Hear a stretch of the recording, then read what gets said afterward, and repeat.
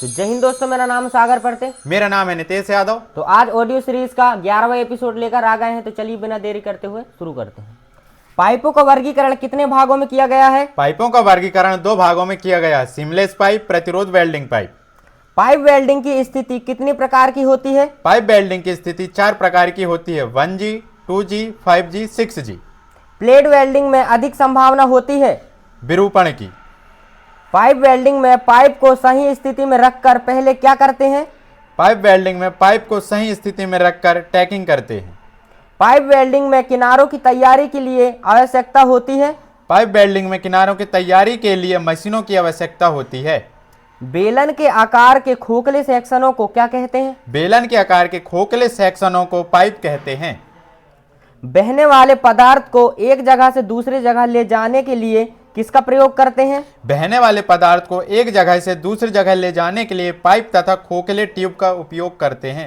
Elbow जोड़ में pipe को कितने डिग्री में जोड़ा जाता है? एल्बो जोड़ को पाइप में 90 डिग्री में जोड़ा जाता है। पाइपों को जंग से बचाने के लिए क्या किया जाता है? पाइपों को जंग से बचाने के लिए पेंटिंग किया जाता है। 1G स्थिति क्या है? इसमें पाइप घूमता है और वेल्डर एक ही स्थान पर खड़े रहकर वेल्डिंग करता है। फिलर रॉड के कितने प्रकार हैं? फिलर रॉड के 3 प्रकार हैं, लोह धातु फिलर रॉड, अलॉय धातु फिलर रॉड, अलोह धातु फिलर रॉड।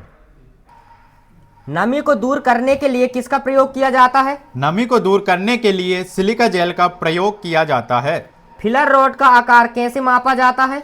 फिलर रॉड का आकार उसके व्यास द्वारा मापा जाता है। फिलर रॉड की लंबाई उसकी व्यास की क्या होती है? फिलर रॉड की लंबाई उसके व्यास के समानुपाती होती है।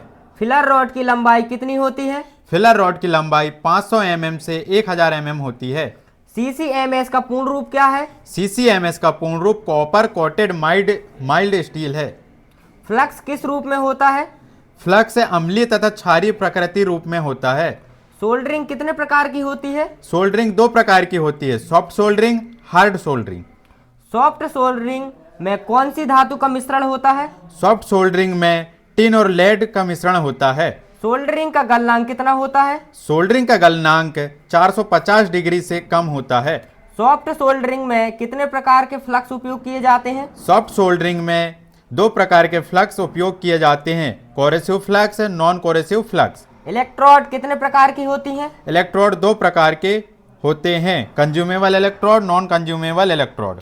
रोटाइल इलेक्ट्रोड में किसकी कोटिंग की जाती है? रोटाइल इलेक्ट्रोड में टाइटेनियम डाइऑक्साइड की कोटिंग की जाती है। BHN का पूर्ण रूप क्या है? BHN का पूर्ण रूप ब्रिनल हार्डनेस नंबर है। वेल्डिंग धारा का चयन कैसे किया जाता है? वेल्डिंग धारा का चयन इलेक्ट्रोड के साइज के अनुसार किया जाता है।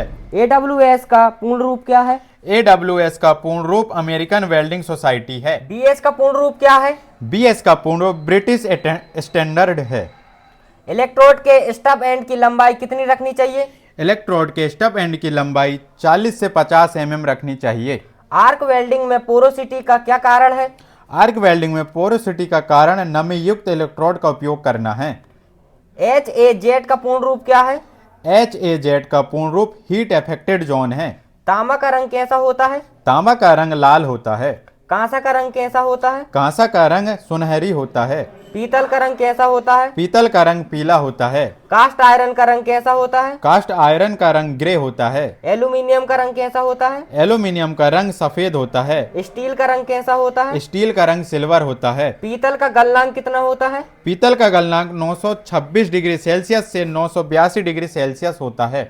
सिल्वर का गलनांक कितना होता है? सिल्वर का गलनांक 960 डिग्री सेल्सियस होता है। तांबा का गलनांक कितना होता है? तांबा का गलनांक 1083 डिग्री सेल्सियस होता है। सबसे हल्की धातु कौन सी होती है? सबसे हल्की धातु एल्यूमिनियम होती है। स्टील को कितनी भागों में वर्गीकरण किया गया है? स्टील को 2 भागों में वर्गीकरण किया गया है, plane carbon steel, alloy steel.